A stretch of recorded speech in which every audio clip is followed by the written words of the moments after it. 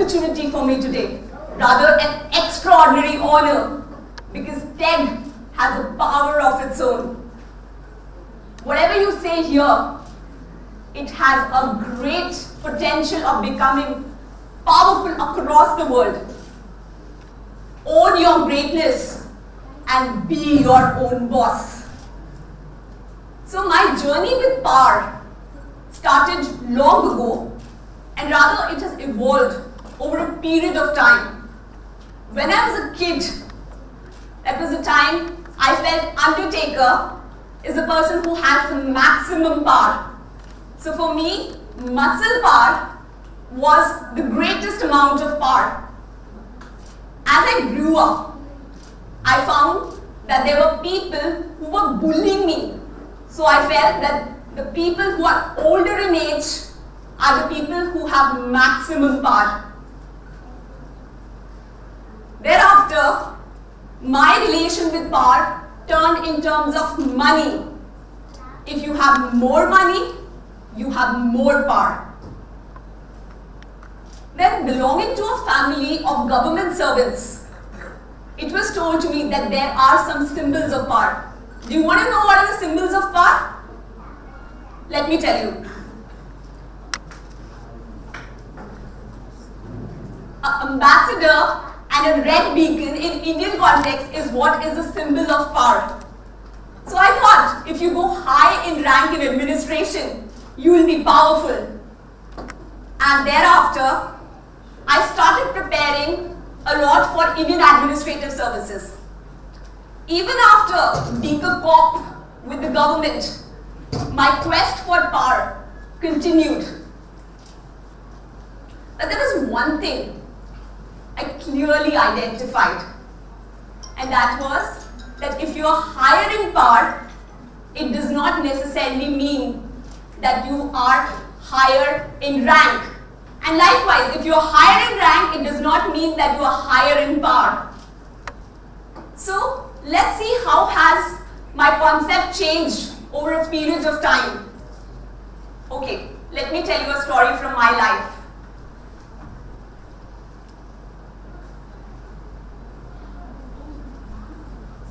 It was a nice Friday evening, and I was getting back home after a long day at work. I was driving my blue-colored scooter, humming some songs and thinking of what will I do on the weekend. The dream was nice and perfect.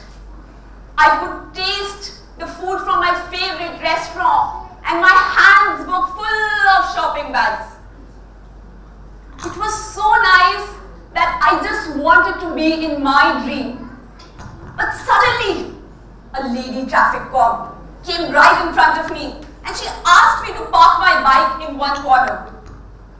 But youthful in my spirit as I was, and with a newly acquired power quotient, I told her, "Hey, I'm your staff member, and I'm going on a very important assignment." This was the exact excuse which most of my colleagues used whenever they flouted traffic rules. So I was pretty sure that it's going to work for me also. But to my surprise, the lady said, "Madam, you're supposed to pay the fine."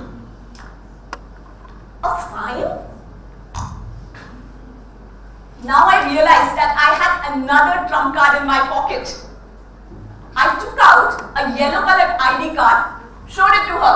"Look, I'm your senior, and you have no right to penalize me."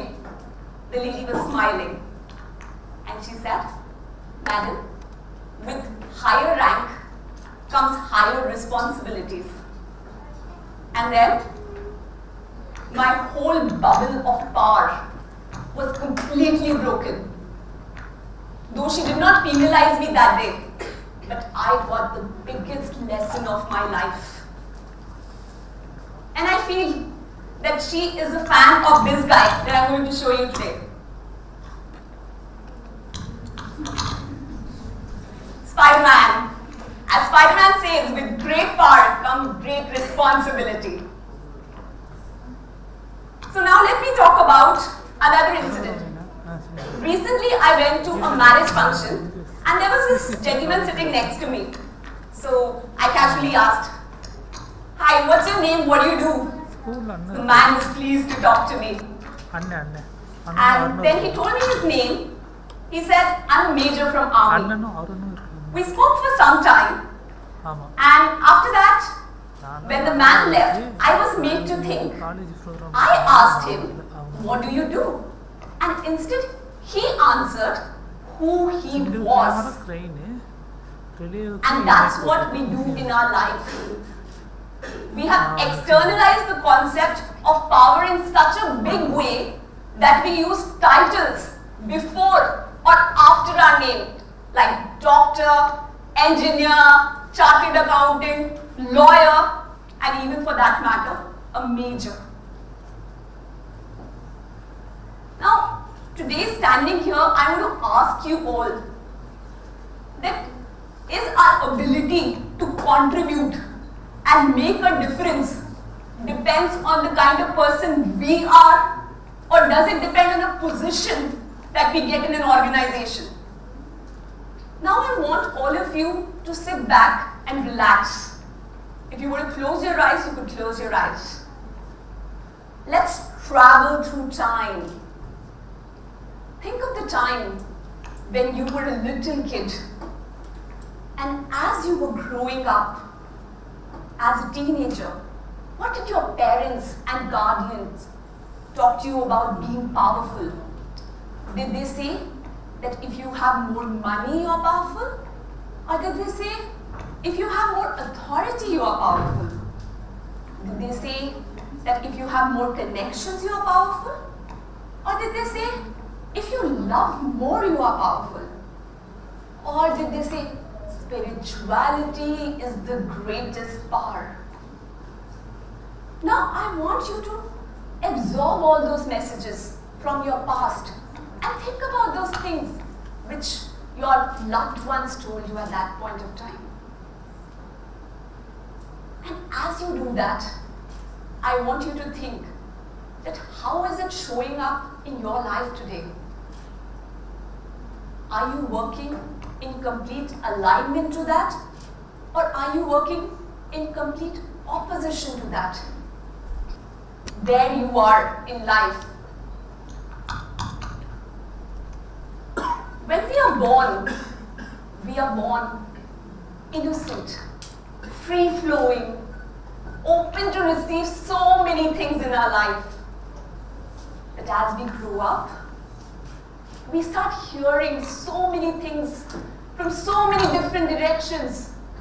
Don't do this, don't do that, learn this thing, learn that thing, watch out, be careful, you'll get hurt. And then, what is left with you is layers and layers and layers of your past conditioning.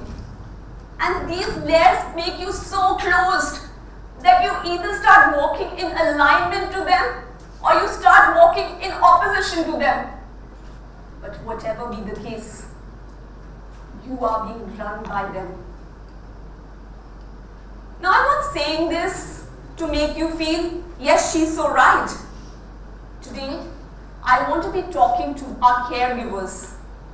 I want to be asking them, that is this the life that you want to be giving to your next generation? It's time for you to step back and let your children shine in their own light. And I also want to talk to the children here. Why are you not living your own life? Why do you get so much indebted to your parents for their contribution in life?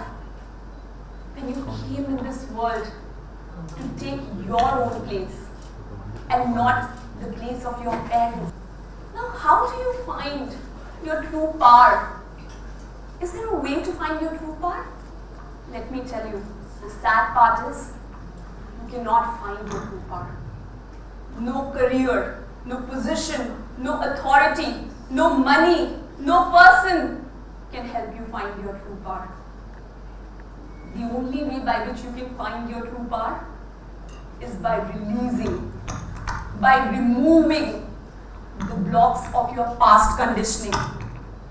And when you do that, you don't find your true self because you are already there.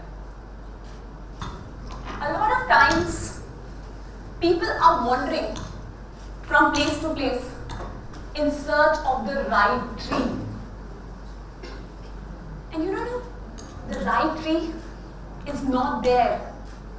The right tree is in here. And you need to grow that right tree from within.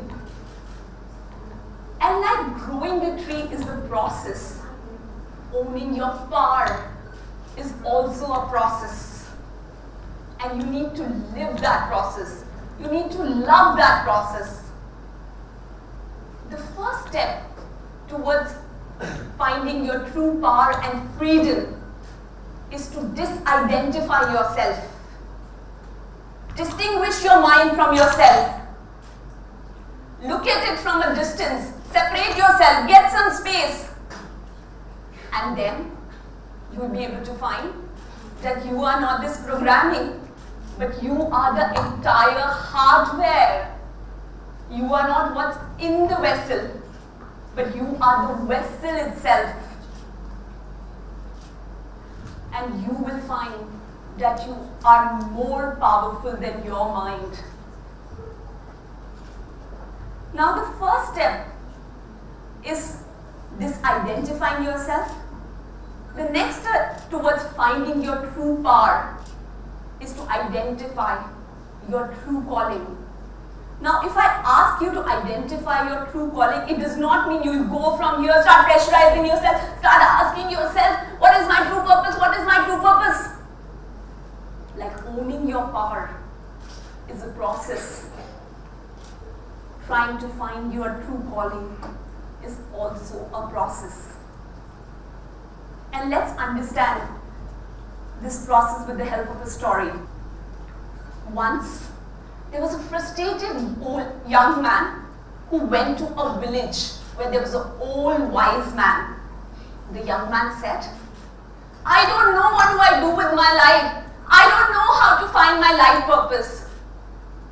The old man smiled and said, follow me. And both of them went to a far away river. The old man said, look, there are three kinds of miners there. The first kind of miners are those who strike gold immediately. They find it, sell it, and then they rest peacefully. The second kind of miners are those who need to strive a little hard, but they know that there is gold in the river and they have seen others getting rich. So they persist and persist until they find gold. And the third kind of miners are those who forget, who feel that I don't know how will I get it. They get frustrated with this entire process. And then they never find gold. Now the young man was impatient. He says, but what has this got to do with my life purpose? The old man smiled and he said, in life, there are three kinds of people. The first kind of people are those who are able to find their true life purpose immediately. The second kind of people are those who take some time, but they spend some years in finding their life purpose, and one day they really find something worth living. And the third kind of people are those who just get frustrated in the process so quickly that they give up, walk away, and then they are never able to find their life purpose. And they have to return to that meaningless wandering. So I want to ask from you, are you the first kind of miners who know what they want to do in their life from a very young age and then follow that with passion, energy, enthusiasm? Are you the second type who are striving to find your life purpose? Or are you the third kind of people who get frustrated and give up too early. Wherever you are, the river is full of gold, and the idea is to strive, to persist till you find gold. Now, once you get your life purpose and you identify your true path and become your own boss, what do you think will be possible? How will your life change? Once you find your true life calling, you will start living your life with passion. You will make the life of others wonderful. You will make this world a better place to live in. And you will be far more richer than you can ever imagine. And you will feel as though the face of God was smiling upon you. Now, Nelson Mandela puts it very beautifully. The deepest fear is not that we are inadequate. The deepest fear is that we are powerful beyond measure. It's the light, not the darkness, that frightens us. And as we let our light shine, we unconsciously give permission to others to do the same. As we liberate ourselves from our fears, our presence will liberate others. And let me tell you, you can never be your boss until you decide. Until you decide. Thank you.